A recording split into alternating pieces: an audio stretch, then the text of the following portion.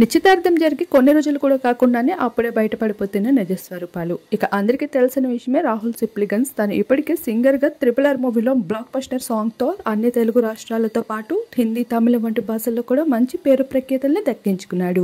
ఇక ఎప్పుడు డేటింగ్స్లో ఉంటూ ఎప్పటికప్పుడు అమ్మళ్లతో కనిపిస్తూ ఉండే రాహుల్ ఇక హఠాత్తుగా అయితే తన కాబోయే భార్యని పరిచయం చేసేసాడు. కెరియర్లోనే కాదు పర్సనల్ లైఫ్లో కూడా నేను సక్సెస్ఫుల్లే, నేను వెంటాడి వేధిస్తే వచ్చిన అమ్మాయి కాదు, కోరిని నేను కావాలనుకుని వచ్చిన అమ్మాయి, ఎటువంటి అమ్మాయి దొరకడం నా అదృష్టం అంటూ ఎన్నో ఎమోషనల్ విషయాల్ని షేర్ చేసుకుంటూ తన కాబోయే భార్యని పరిచయం చేశాడు.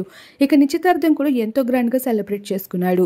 ఇక సింగర్స్ అందరిలో కూడా అతి చిన్న వయసులోనే మంచి సక్సెస్ ని అందుకున్న ఘనత రాహుల్ కి దక్కుతుంది. నిశ్చితార్థం తర్వాత అందరూ ఎంజాయ్ చేస్తే రాహుల్ మాత్రం ఎంత ఎదిగినా ఒదిగే ఉండాలి అంటూ తన పాత బస్తీలో జరుగుతున్న వినాయక నిమజ్జనానికి హాజరైపోతూ వచ్చేసాడు కాబోయే భార్య తల్లితో కలిసి.